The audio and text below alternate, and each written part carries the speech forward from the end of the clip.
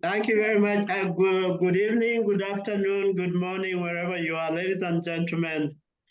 My name is Gilbert Kadiagala.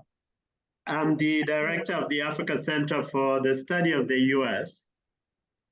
For those of you who are not familiar with the center, we started it in 2018 as an attempt from this end of the world, from South Africa, to study the US more systematically. And so we have quite a number of programs that we have within the center, including political relations between the United States and Africa, where this project, or where this webinar fits in. So I'm really happy to moderate this session and to welcome our two speakers, Dr. Chipo Dendere and Dr. Betsai Ruhanya, who I'll come to in a few minutes. And I would suggest that before they start to make their remarks, it would be good for them just to introduce themselves. I think I met Betsai before. I think he was on the planning committee. But if we could just get your intros and so that everybody knows your institutional affiliation and where you are currently. I'm happy to moderate this session, even though a few weeks ago, I was roped into a discussion on the very same topic on the US-Zimbabwe relations post the 2023 elections. It was hosted by the Foreign Policy Research Institute in Philadelphia. And we had a very good, very robust discussion around the issues that were coming up after the contested elections and US responses or non-responses to the electoral process in Zimbabwe. So I'm very happy now that time has passed a little bit and that we can now bring in our colleagues who are more really specialized, who have better knowledge about Zimbabwean politics and US politics. I understand Dr. Chipo is in the US. If we could just get a good perspective on what is happening in the Zim-US relations after the elections that occurred about 2 months ago. I think once you present, then we can have a discussion, questions. People can post their questions online.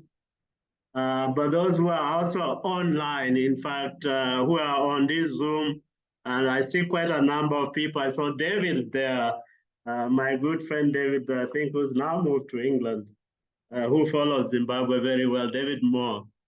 So we'll have a good discussion, I think, and it's being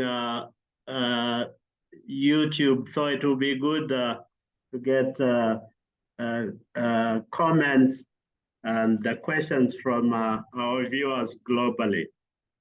So I would want at this point, I think, to invite Dr. Dendere to introduce herself and then make a 10 to 15 minute presentation on your views on the US-Zimbabwe relations after the elections, and then we'll go to Dr. Betsai.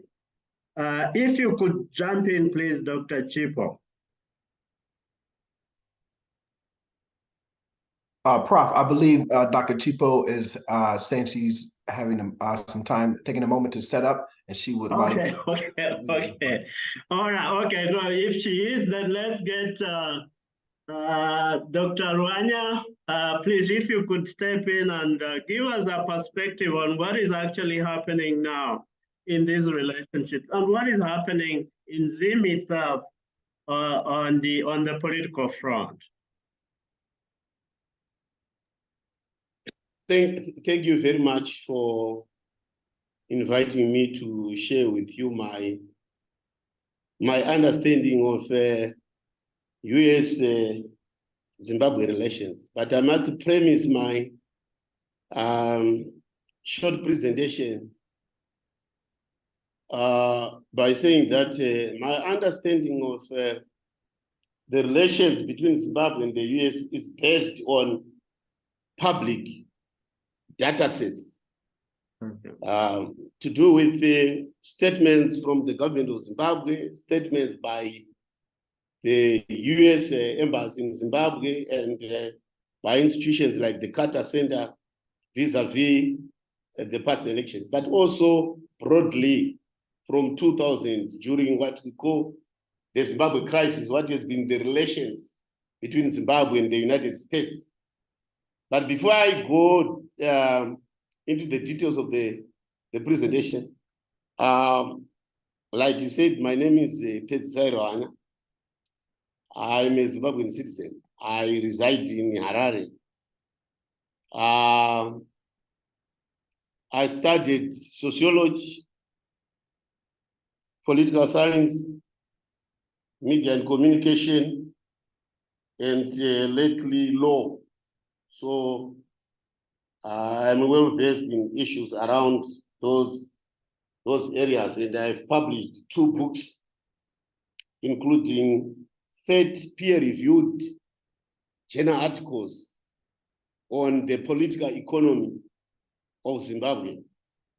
But to start with, before we deal with those relations, it is important for us to, in my view, understand the nature of the state. What is the nature of the state in terms of how the state is organized? How do we describe the state of Zimbabwe? Others have called it a competitive authoritarian regime. Others call it a securocratic regime. But if you look at the constitution of Zimbabwe, I would say that Zimbabwe is a de jure constitutional democracy in terms of our constitution. But in terms of how state practices the day-to-day politics of the state, I would describe Zimbabwe within the framework of what Stephen Levisk and Lucano Way, in their study of competitive authoritarian regimes, term competitive authoritarianism. So I would argue that Zimbabwe is a competitive authoritarian regime. A competitive authoritarian regime, using the theoretical framework of Levisk and Lucano Way, is a regime that captures 4 areas of democratic contestation. These regimes capture the media, they capture the legislature, they capture the judiciary, and they capture the electoral arena in order to remain in power. They hold what Andreas Schedler calls elections without democracy under a menu of electoral manipulation. And these regimes, if you use Miles Kent and Professor Alexander, for maintenance of hegemony, they use the cohesive state apparatus and ideological state apparatus in the framework of Althusser in order to remain in office. But Tendi argues that it is not the deployment of ideological state apparatuses or the manufacture of content in the construction of hegemony that matters in Zimbabwe. He argues that from 2000 until 2008, the decisive power block in the maintenance of authority or the maintenance of power in Zimbabwe is the military factor, what he calls the military factor. Hence, is the use of coercion. And he argues, giving the example of the 2008 election, that in March 2000, where the elections were a bit free and fair, ZANU-PF lost the first presidential election in March 2008, and they lost the parliamentary election. But during the rerun, in order to assert its authority, in order to assert its hegemony, they deployed the military into the electoral arena, and hence the bloody rerun.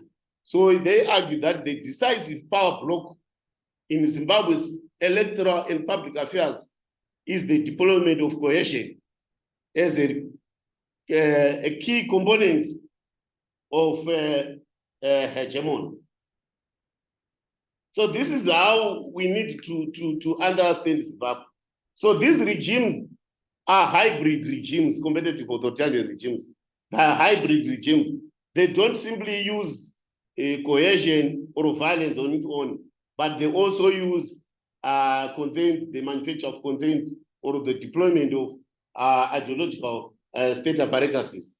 But when push comes to shove, the decisive power block is the military or the coercive apparatus of the state, vis-a-vis the elections that took place in this country. Whereas in the past, we used to see the covert role of the security apparatus in the electoral and public affairs of the state, or in the electoral politics of Zimbabwe. What we saw in 2023, the August 2023 election, was a deployment of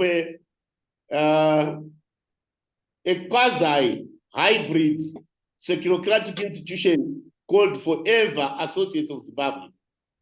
This was meant to reduce the public perception that the military, the security apparatus are involved, but the Forever Associates of Zimbabwe, in terms of what they did and their role in the election, was not fundamentally a civilian institution, but they had all the ingredients of a securocratic or a hybrid securocratic elections. And because of those elections, we saw public statements from the United States Embassy, which says that the elections were not free and fair, from the European Union, and also from an organization that is linked to the US, which is called the Carter Center, in terms of the elections. So the relations between Zimbabwe and the US are premised on general state practices, general conducts of the states vis-a-vis issues of the rule of law, issues of conducting free and fair elections.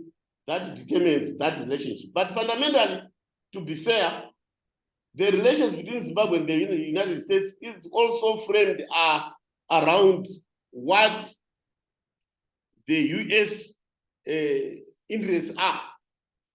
So the foreign policy of the US is framed around its fundamental interests.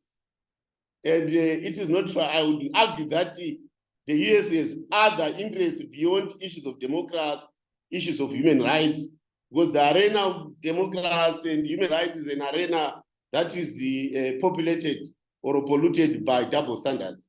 America would have its own interests beyond what we believe are our own interests as Zimbabwe. For instance, on the question of land, you see that there's a departure.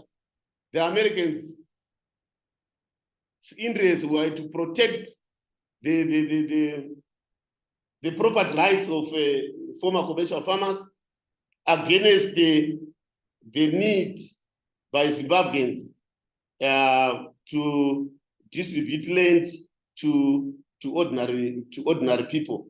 So there, I do not agree that the American foreign policy should play or should underplay a question of sovereign right, a question which dates back to 1890, when Zimbabwe was occupied by the pioneer column, the disposition, the Anglo-Ndebele War, 1890 to 1893, the 1896, Ndebele Shona, 1896, 1897, Ndebele Shona uprising. So there are fundamental issues to do with redistributive politics, issues of redistribution that also come in between the relations between America and the US. And on the question of the redistribute agenda, it becomes very difficult for the American policy to override a fundamental national question, because the land question, in my view, is a fundamental national question that dates back to the occupation of Zimbabwe in 1890, the successive wars, 1890, 1893 Anglo-Ndebele War, 1896, 1897, Ndebele Shona uprising, but also most fundamentally the armed struggle. The fundamental question also, apart from issues of civil and political rights, was a land question.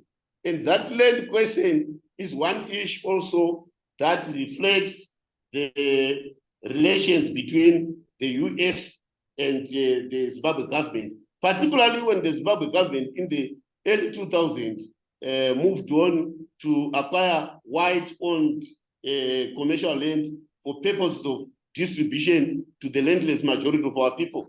So this is a fundamental issue. So when we look at the relations between America and Zimbabwe, we should not limit our understanding to civil and political rights, but we must also discuss issues of redistribution, the redistribution of agenda. Because when we talk about democracy, we talk about civil procedural democracy, which is minimalist, which deals with civil and political rights. But we also have to talk about substantive democracy, which deals with fundamental redistributive issues. And the redistributive issue is a fundamental question in the political history of Zimbabwe from 1890. Having said that, as a Zimbabwean, I think the question we face today, I think is best described by Rees, Robb, and King in their book entitled The Power of Human Rights. In that book, as I conclude, Rees, Robb, and King talk about what they call the spiral model in non-socialization in competitive authoritarian regimes. That competitive authoritarian regimes go through what they call the spiral model in the non-socialization in these regimes. And in these 5 stage report, they talk, the first stage is the stage of rampant abuse of human rights, colossal, egregious violation of human rights.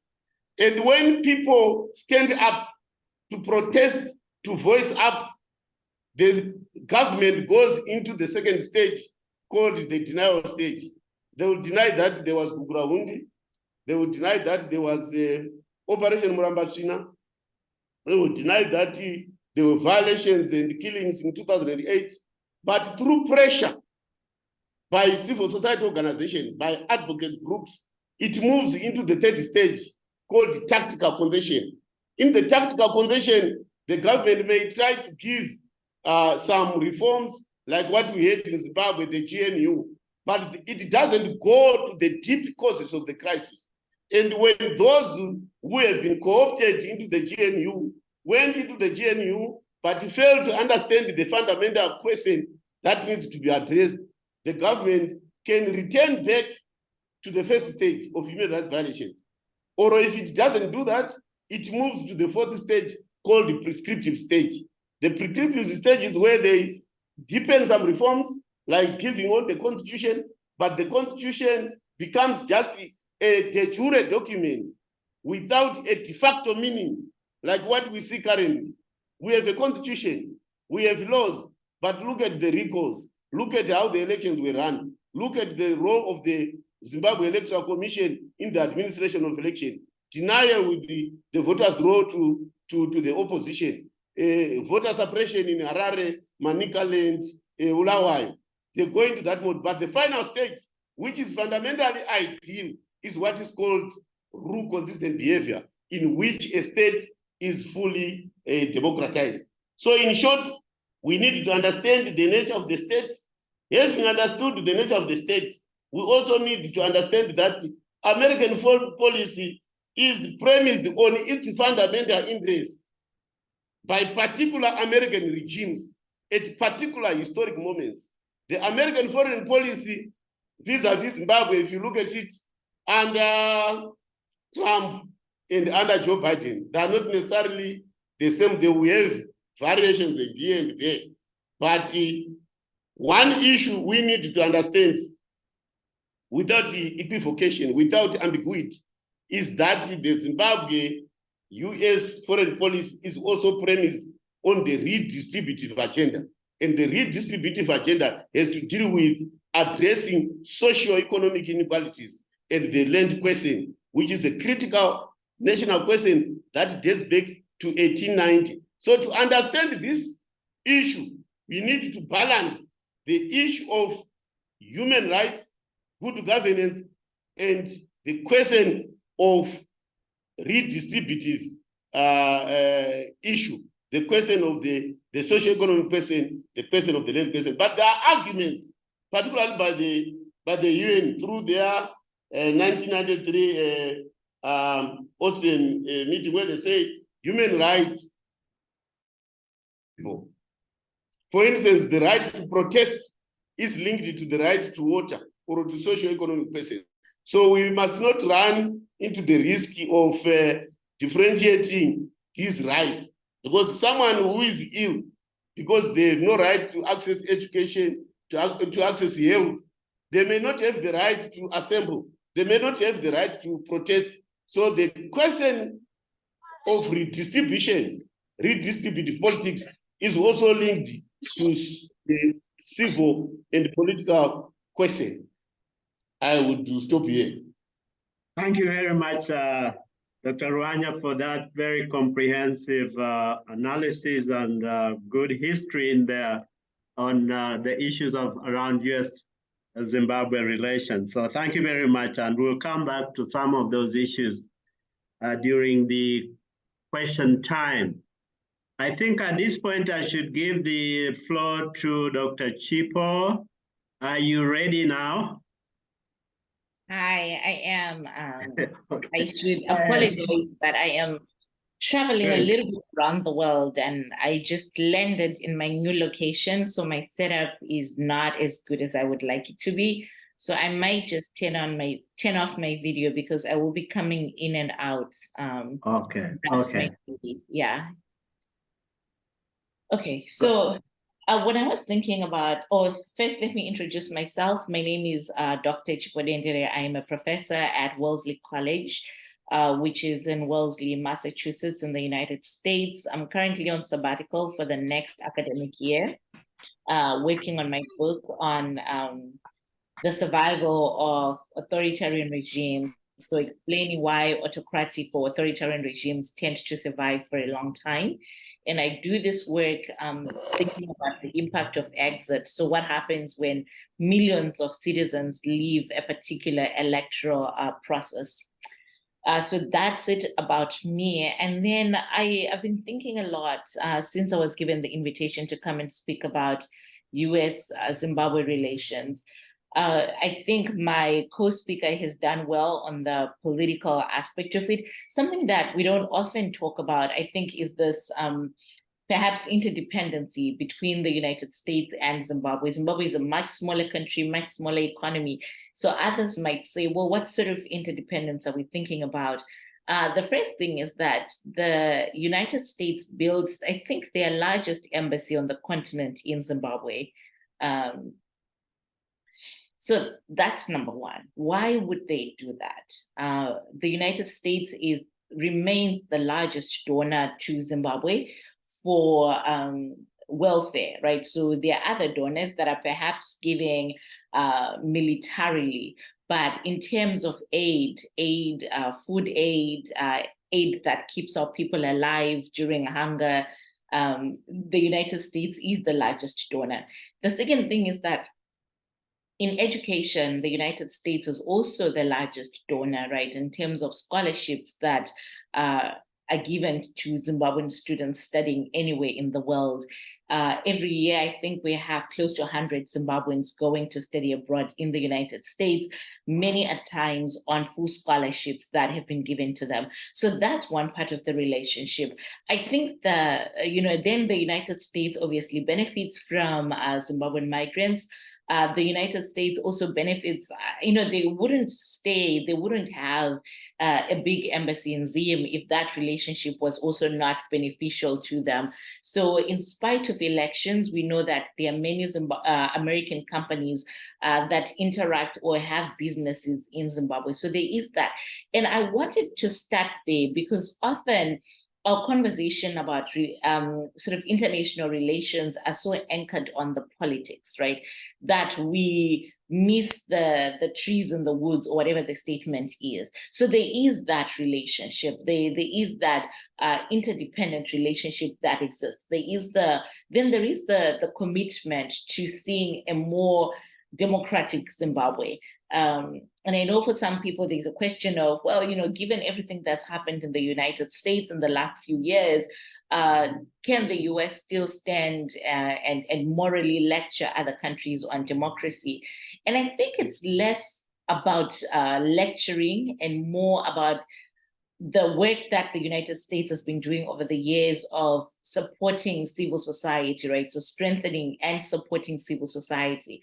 And I know that ZANU-PF likes to roll its eyes at this, but that support, as we've seen in reports about elections, has gone to both the opposition and to national things, right? So strengthening the electoral process in fundamental ways. Strengthening ZAC, even though ZAC then behaves the way that it wants to behave, strengthening civil society organizations that are non-partisan, civil society organizations that obviously linked to the opposition, but also civil society organizations that say, we want to support the government of the day. So being able to do that and to balance those waters. So what now? What happens now, given the election outcomes that we've had? We saw a very strong response from the State Department, right, asking the Zimbabwean government to speak to electoral inadequacies. But I also think that there is a bit of frustration on the part of the opposition that perhaps the United States is now not as committed to supporting the opposition as they once were under the Morgan Tsvangirai days, right? So, and these are just things that I hear. I'm not part of the opposition, but I have also reached out to ask some US officials why they think this is. And the sense I get from them is that, to be squarely on the side of the opposition and not engage the government, they feel that that's not productive as well. And I get the sense that this is where a lot of that global conversation is coming in, that we have to be able to engage with the government and to engage with the opposition if we wish to see some progressive movement in Zimbabwe. Otherwise, there is the stalemate, right? And there is this perception from the government that Western nations only care about the opposition and they don't want to hear anything that the government has to say. That said, even though I think the United States has been open to hearing from the government, there is a legitimate frustration that the Zimbabwe government continues to ignore fundamental things. So as we saw with the election, the fact that ZAC still hasn't explained why particular places in the country received their ballot at 2 a.m. I mean, that's going to put a blemish on their relationship with anyone who cares about democracy, right? Anyone who cares about democracy is going to be asking the fundamental question, hey, ZAC, you told everyone 2 weeks before, a week before, 3 days before, that you were ready, that you were prepared for the election. And yet 70% of urban voters don't get their ballots until 5 p.m., 10 p.m., and for a small minority, but an important group, 2 a.m. How do you explain that? So I think the fact that the Zimbabwean government is not always willing to be honest and upfront when they mess up, which is a lot in the human rights sector, that strains the relationships that they have with other regimes around the world. And also, there are issues of constant issues of activists being arrested. I think today marks 466 days or so that Job Sikala has been in prison. And it's not clear to me, and it seems it's not clear to many people who study the law, why Job Sikala is still in prison. And so those are the kinds of things that continue to create tension, I think, between the United States government and the Zimbabwe government, precisely because the US government is funded by its taxpayers. American taxpayers care about democracy. So when American taxpayers reach out to their representatives to say, hey, you guys are having a buddy-buddy relationship, you're sending resources to a country that doesn't support human rights, that doesn't value civil society, what is happening, right? So the United States government is answerable to its people. And because of that, I think they have to take a firm stance when it comes to certain things, particularly in the human rights sector. But I think both the United States and Zimbabwe are interested in seeing stronger relations in the economic spheres, right? So we know that there've been exchanges, opportunities for people in various private sectors between the United States and Zimbabwe to continue to engage in that way. Something else that I think is happening globally is a sense of fatigue with autocratic regimes. A sense that, the struggle has taken too long. And you keep getting new actors that have different priorities, both in the United States and in Zimbabwe. So what does that mean? I think for me, the question is less so, what are the relationships between, how do I understand the relationship between the US and Zimbabwe? Because we can sort of narrow down to, well, national interest is often going to trump a lot of things. Whatever is of national interest to the United States might trump what they might even think about human rights in some ways, right, as they engage in those relationships. But what I think is more interesting is, what does this mean for Zimbabwean citizens who want to see democratic change? The fact that the struggle has gone on for so long, the fact that there is this fatigue on the part of international actors, the United States in this case, who want to improve other parts of the relationship that they have with Zimbabwe that are not just necessarily on the politics, right? I could assume that the United States has interest in coming into the mineral engagement, given all the new minerals that are being found in Zim. And so will their national interest trump their support for human rights and civil society and elections in Zimbabwe? At the same time, is the opposition engaging with these foreign actors in the way that they used to in the past, right? So what is the relationship there between the opposition, which as I said earlier, I get the sense that the opposition has somewhat disengaged itself from a lot of these international actors because they think that they are more lenient or more willing to engage with the ruling party. So I think ultimately we look at national interest for the United States in particular, and also national interest for the Zimbabwe government. I know that the ZANU-PF might not say this publicly, but they do have meetings with people at the US Embassy and their counterparts in the US Embassy. But the challenge is this election, right? But at the same time, we're also moving forward, right, as Zimbabweans. So to expect the rest of the world to push for these elections when we are seemingly moving forward puts international actors in a very tricky space. What I mean by this is the opposition has entered parliament and they are engaging in parliament. And it's not quite clear what the opposition wants the rest of the world to do. Would they like the rest of the world to call for a new election? But do you call for a new election when your members have entered parliament and they are participating in parliament? And so it seems as though you have accepted one end of the electoral result, but not the other end of the electoral result. So I think perhaps there isn't enough clear messaging there from the proponents of democracy on the side of the opposition on where they want to go. And for the Zimbabwe government, perhaps they've also accepted being somewhat of a pariah state.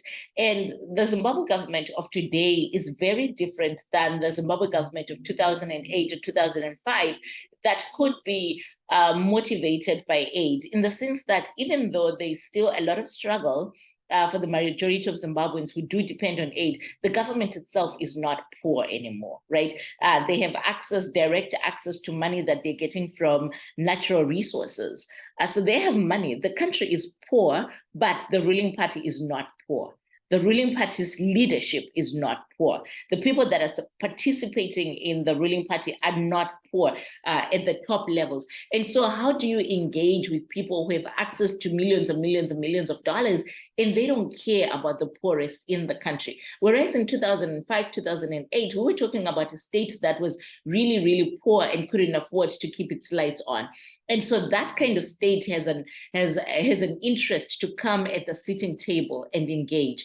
But right now, Zimbabwe is selling minerals to anybody who's willing to sit and engage and buy those minerals, regardless about the state of things in Zimbabwe. So I think when we think about who the government is right now, how much do they have in terms of resources, that can tell us more about the kind of relationship that's going to exist between Zimbabwe and other international actors. And I'll pause there.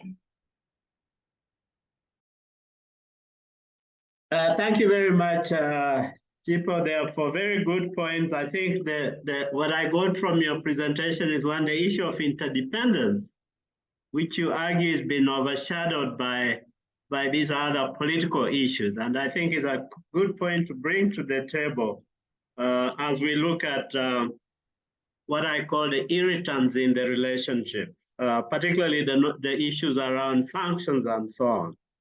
But I also like your point about opposition disengagement from the global community. I think this has changed and maybe we need some good explanations on that.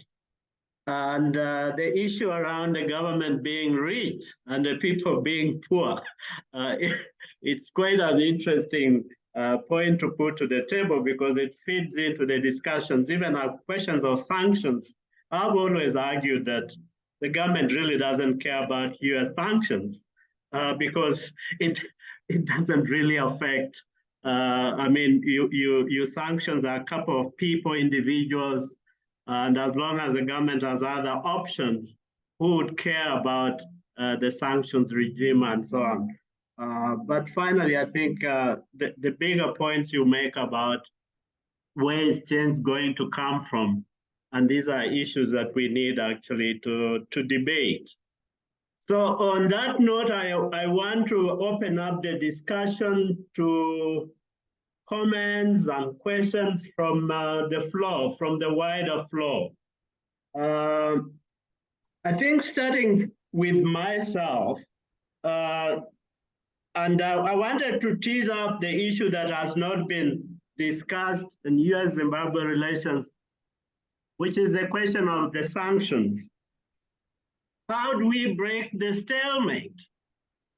I think, Dr. Ruhanya, you are talking about the interests of the US. And I want to just get your perspective on, since the big elephant in the room is the sanctions, how do we break the stalemate around sanctions? And I also want Dr. Chipo to address that question. And then very quickly, then we can take other questions from our participants. Could we start with Dr. Ruhanya, please? I think I would argue that in international humanitarian law, there are what are called obligations, erga omnes. That these are obligations that a state has to the international community. The Zimbabwean government is a state party to many international instruments which govern state behavior, how states behave in the domestic arena, how does it behave in the international arena. The Zimbabwe government is a state party to the African Charter on Human and People's Rights. And this charter is very elaborate on the duties of states to its citizens. And it is not the duty of the state to incarcerate a citizen for more than 480 days. It's like a conviction.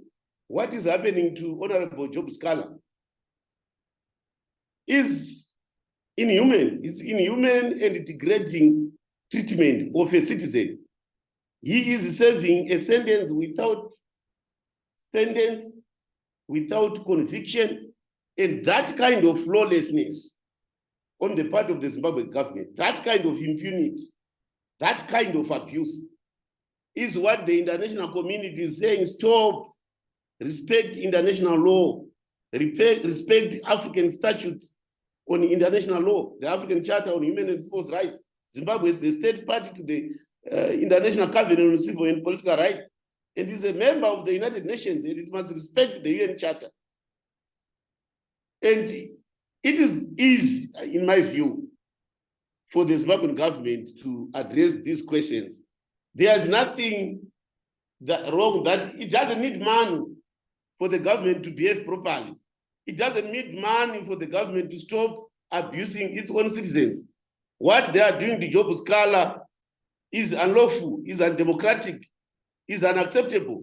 So there are certain things that are expected from the Zimbabwean government from its own obligations to the international community on the basis of being a state party to international covenants governing the conduct of democratic states. So we have internal sanctions even before we talk about the external sanctions. We have internal sanctions in this country. For instance, post-Mugabe, it's very difficult for people to exercise their constitutional rights as is enshrined in chapter 4, the Declaration of Rights. People cannot gather. People cannot protest against their government. Once you do so, you are incarcerated. Members of parliament are being removed from parliament on the basis of someone who just writes a letter to the speaker. Undermine the sovereign will of citizens. These are the issues that the Zimbabwean government could simply address, and let's see what the United States and those who have put sanctions on Zimbabwe say once those things are done. So charity begins at home. Thank you. Dr. Chipo. Thank you so much. Soon after the coup, President Mnangagwa came in and he said that sanctions had not been hindering for Zimbabwe. That's what he said on the question of sanctions. And when he came in after the coup, he said that he was committed to working on the reforms that were required to loosen this hold. As a scholar, I'm of two minds, right? On one hand, we know that certain restrictions don't work. We can think about the situation in Cuba, we can think about the situation in Venezuela.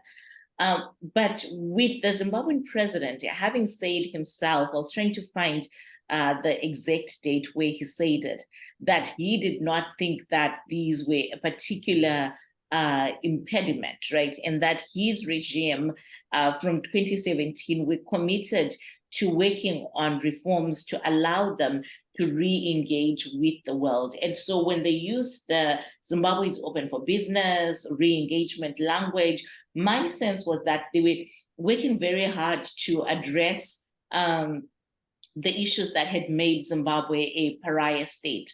We can't go back to undo land reform because land reform was important. What the state can do is to apologize for the process in which it was done. And by that, I mean, the individuals who were told to burn their livestock while they were watching, the people that were physically harmed.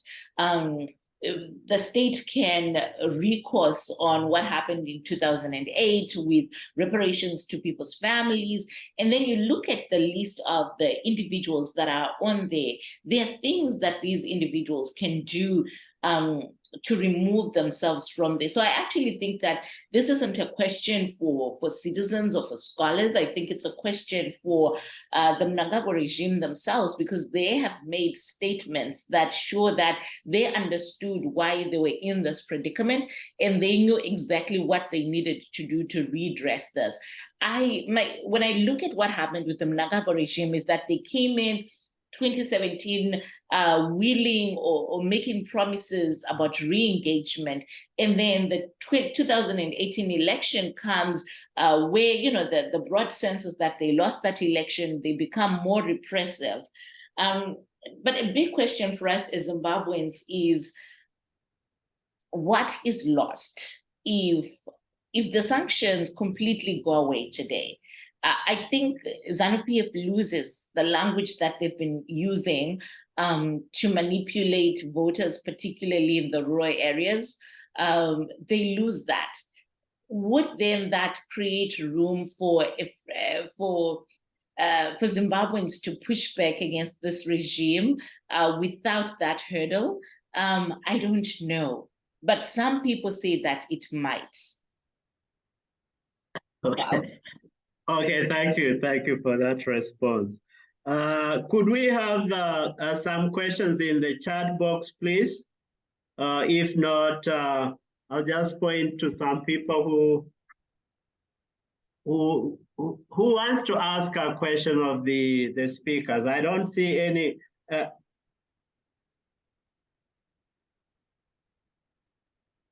is a question actually from David to everyone. But probably we could get our two speakers to ask, which is who was fooled by? Let me see what it says again. I can read it for you, Bob. I got it here. Who was fooled most by ED's post-2017 promises about open for business, etc.? The Brits or the Yanks? It was widely argued that the Brits were not too sad to see ED come in, and they hoped for a GNU after that.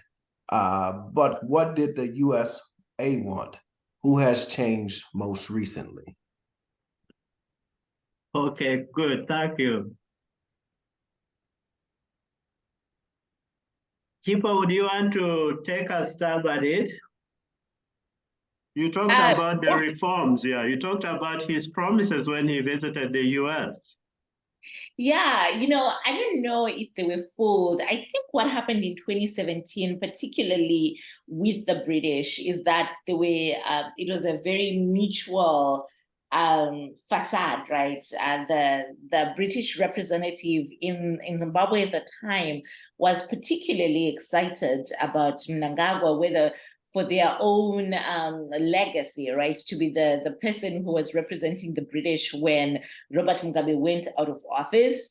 I think there was some excitement about it being about their own legacy. When I had conversations with certain people, it seemed that they had very misplaced hope in how quickly things would reform in Zimbabwe.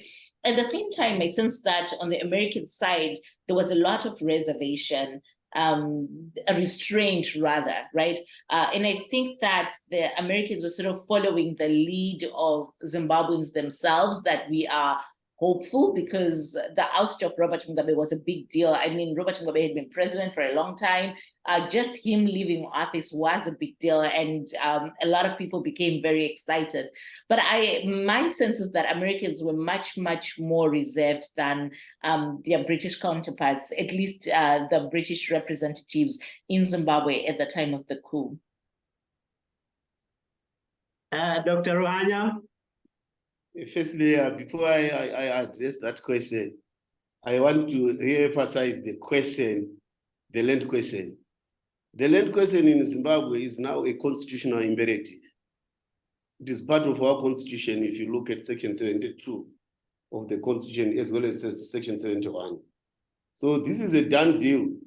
And there's consensus among Zimbabweans that it was a legitimate question, a question that defined the state, and it needed to be addressed. Other issues can come in how to make sure that the land is productive, but there is no more disputation among Zimbabweans that the land question is an issue that needs to be returned to the commercial farmers. No, it is a constitutional imperative, and there's consensus among Zimbabweans that this land reform program is done and good, and we must address other issues of production. But going on, who fooled who? I think the international community, particularly the British, were fooled by the Mnangagwa regime. Because what we have after the coup is what I would call repetition without change. There was no reform on the governance, the institutional and governance nature of the state post-2017. In fact, there is entrenchment of a securocratic state in which we see elements of the security apparatus of the state being ubiquitous in most state institutions. We are talking about the Zimbabwe Electoral Commission, but the question is, who runs the Zimbabwe Electoral Commission? If you do a run of the Zimbabwe Electoral Commission Secretariat from 2005, after taking over from its predecessor, the Electoral Supervisory Commission, the Zimbabwe Electoral Commission Secretariat has never been run by a civilian. Firstly, it was in 2005 elections. It was run by Brigadier General Nyikayaramba, who at the time of his passing was Lieutenant General and Mozambique, Zimbabwe's ambassador to Mozambique. Then the 2008 election, it was run by one Sekremai from the Office of the President and Cabinet, which is the euphemism for the Office of the Central Intelligence Organization. Then thereafter, when he died after the 2008 election, it was run by Ms. Chibida from the Office of the President and Cabinet. Then after that, it is now run by Major Utoile Slaibwana from the security apparatus from the army. You used to be in the Army Education Corps. And only two chairpersons of the Zimbabwe Electoral Commission since 2002 were civilians. That is Justice Makarau and Justice Chigumba present. Everyone else has been the securocrats. So institutions that are critical in delivering democratic outcomes are captured by the security apparatus, and the security apparatus are ubiquitous in the electoral and political institutions of the state. So the British, instead of listening to us Zimbabweans who know the nature of this state, they overridden us because of arrogance. They think that because they have money, then therefore they have knowledge. And we must make a difference. You may have your money, but it doesn't mean that you understand Zimbabwe better than us. They were cautioned when they were celebrating against a coup to say that a coup is a democratic process through the British ambassador to Zimbabwe. And rubbished everyone else who was speaking to the contrary because of imperial arrogance, I would say. So they were fooled. And what we are experiencing today is the result of the foolishness of the British, particularly through their ambassador then. Thank you very much for that. Any other questions here? Prof, if you don't mind, I'll jump in with a question. Yeah, okay. For either there is an American election coming up in 2024 after a very highly contested last presidential election. What are the potential impacts on Zimbabwe with the re-election of a Joe Biden or the re-election of a Donald Trump?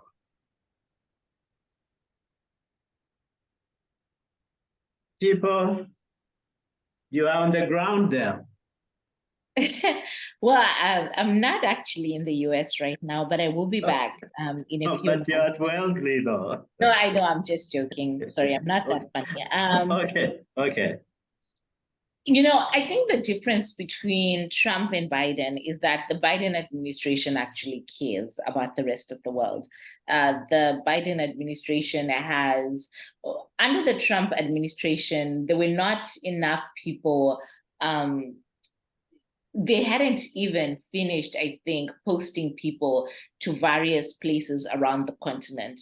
And Zimbabwe would have been at the very bottom of what Donald Trump cares about. So the difference there, I think the big difference is that Biden is surrounded by people that do take Zimbabwean issues and other global issues seriously.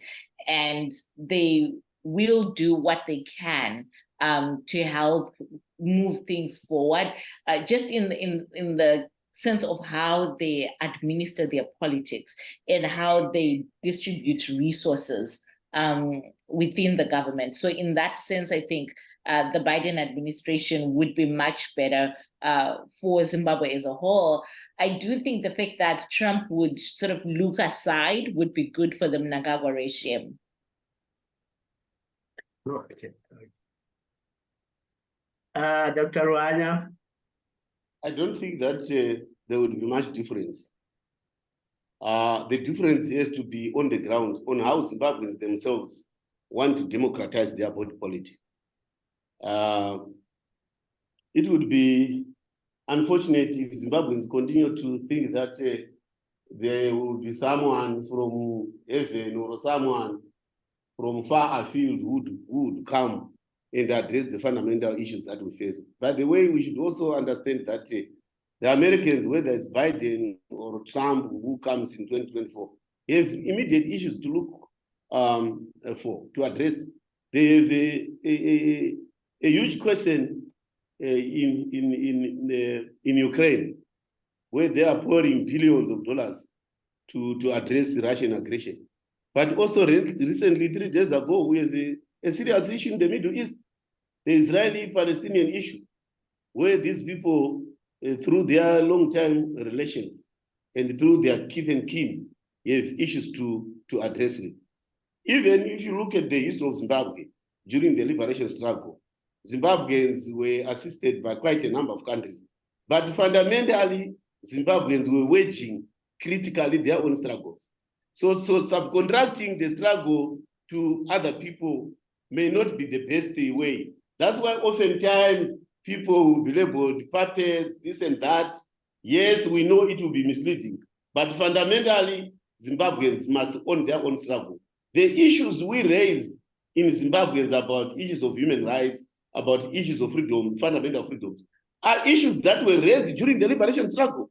So we are not incited by the British or the Americans.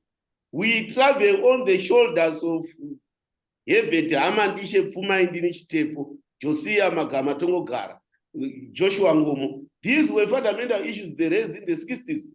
And these issues are contained in our constitution. We are simply saying to the government, deliver what is in the constitution, fulfill what the liberation struggle was about. It was about one man, one person, one vote.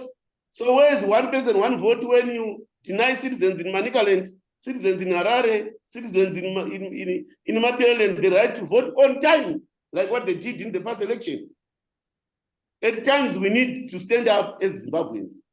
Yes, with the help of diaspora, our colleagues across the region, like what has happened in the past election. It is the Southern African Development Community, the African Union, which stood up and say what happened in the 23 August election was a sham.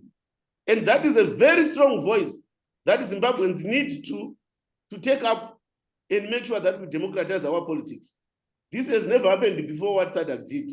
And we need to stand up and ride on that goodwill by African leaders, by African countries, to say that Zimbabwe must run its elections in terms of the Electoral Act, in terms of the Constitution, and most importantly, in terms of the SADC guidelines and the principles governing the conduct of democratic elections.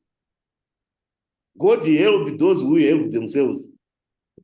Thank you. I concede the point that, in fact, a change would have to come primarily from within.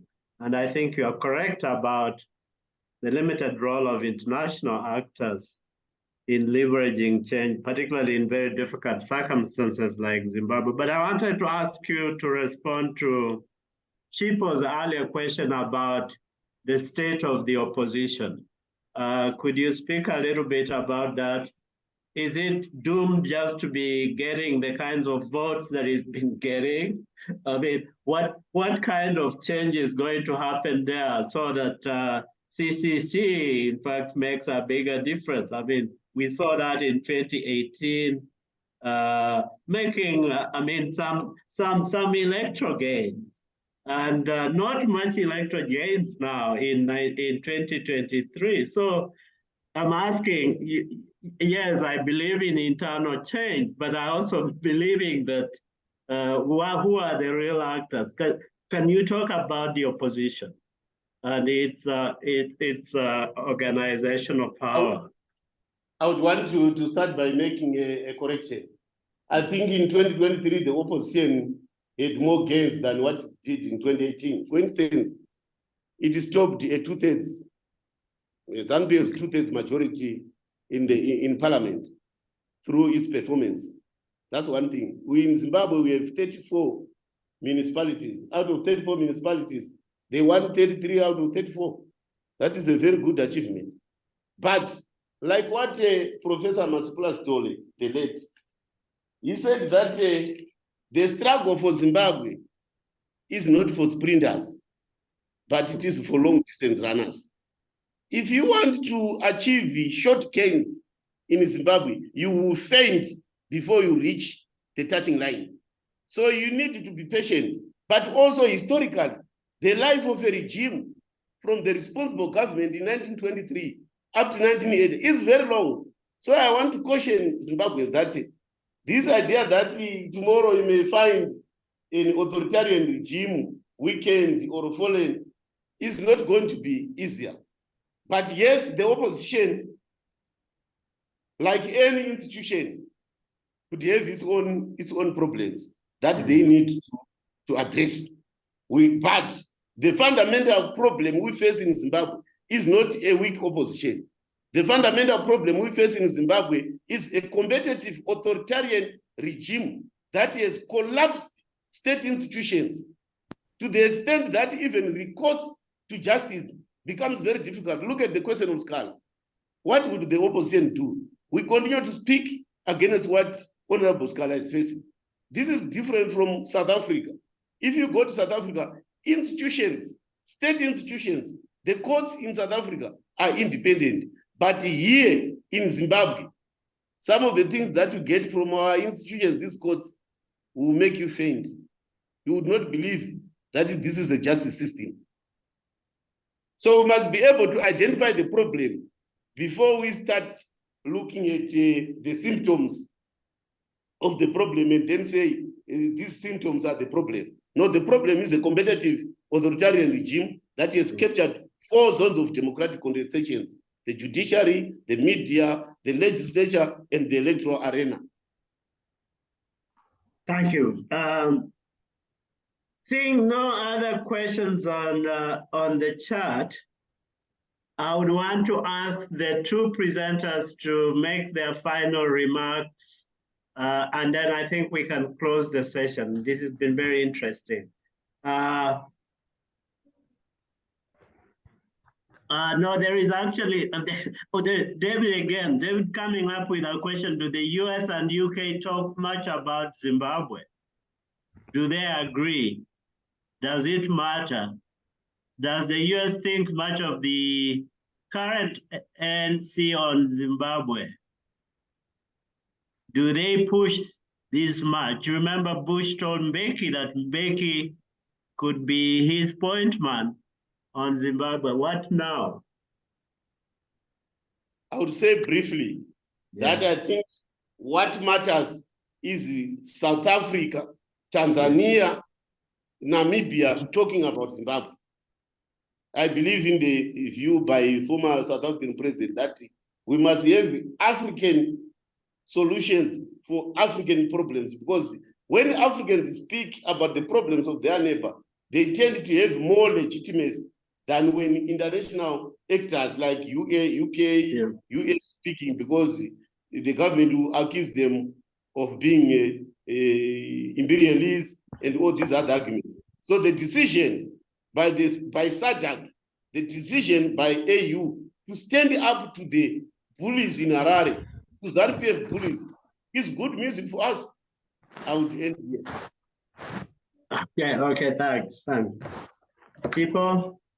Yeah, so there have been a lot of things that my fellow panelists have said. If I can just go over those and then go to Professor Moore's question. The first one is that I don't think Zimbabwe should exist in a vacuum. I think what other countries think matters.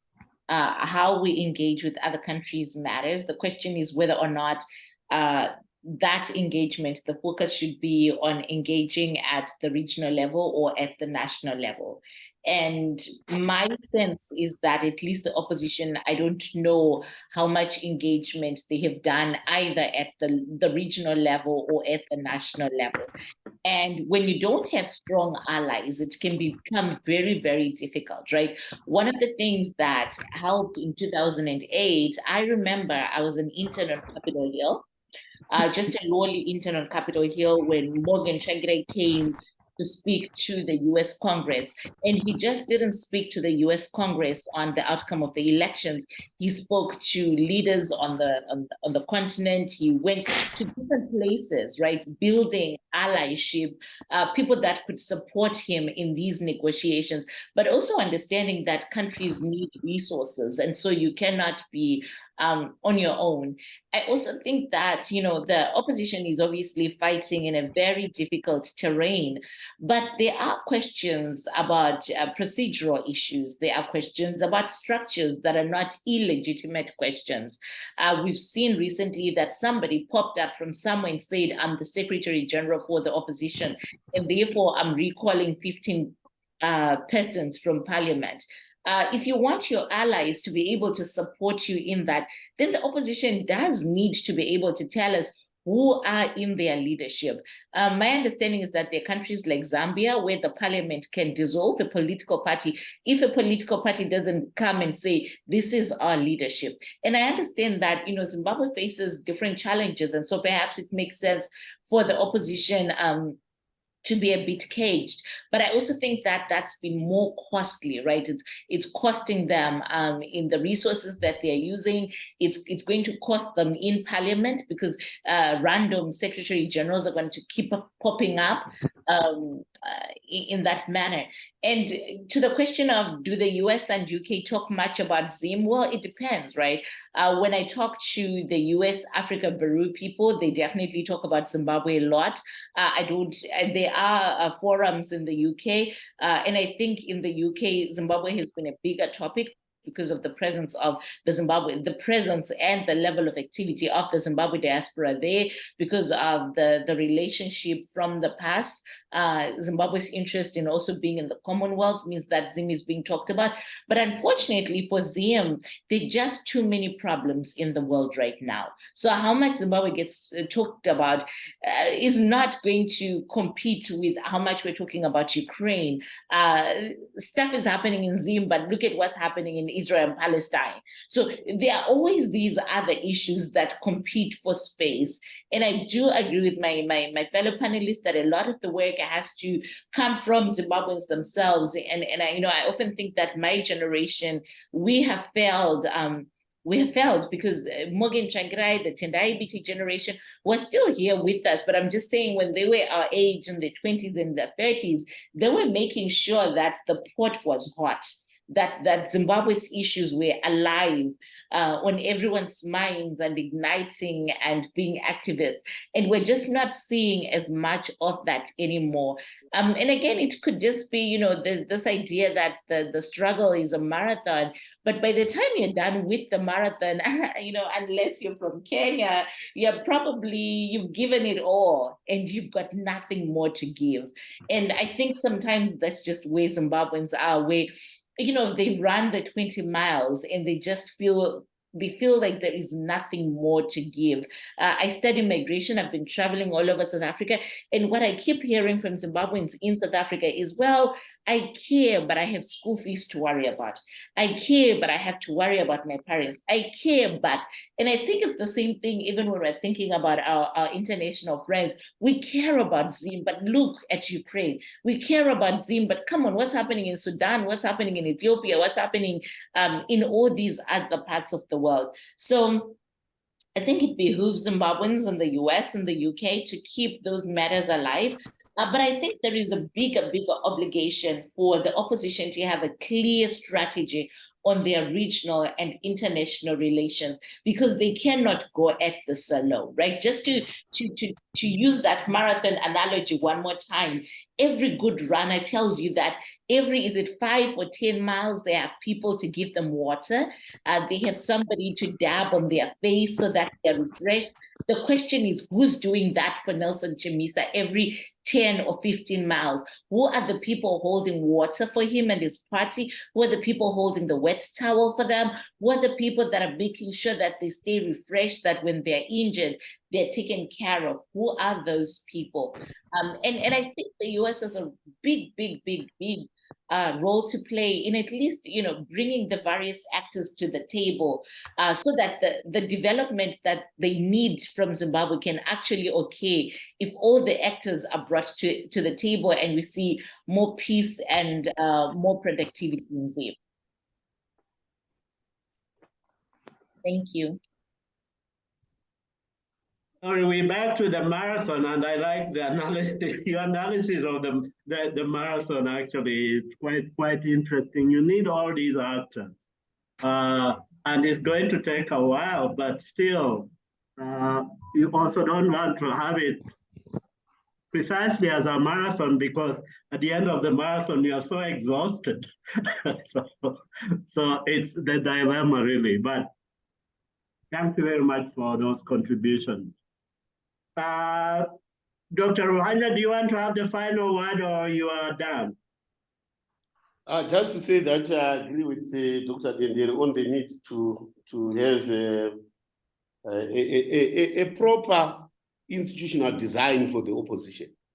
Whereas we talked about Machiavelli, the new prince, the prince in Machiavelli was an individual. But in the Gramscian sense, the new prince is an organized political machinery, is an organized political party. And this political party must be a Weberian ideal type. It must be organized. It must have structures. It must have rules. It must have regulations for purposes of division of labor. So I agree with you on that point, that we need to have a clear institutional design in the opposition for purposes of accountability. Thank you very much. I think on that note, what I want to do is to thank the two speakers who have really walked us through the Zimbabwe dilemma, and they've done an excellent job. And I think the participants would agree with me that it was a good discussion. And personally, I really enjoyed listening to Chibro and Dr. Ruhanya. And I thank you again for taking the time to attend this session. So the Africa Center has occasionally these kinds of seminar series where we talk about Africa-US issues in a broader sense. So look up at our website, you'll see the kinds of programs that we have, but also the issues that are going to come to discussion in the next few months. So, but I want to thank you and everybody who came today for this event. On that note, I think we are finished, and I want to wish you a good morning, a good afternoon, a good evening. And bye. Thank you so much. Bye-bye. Bye. Thank you.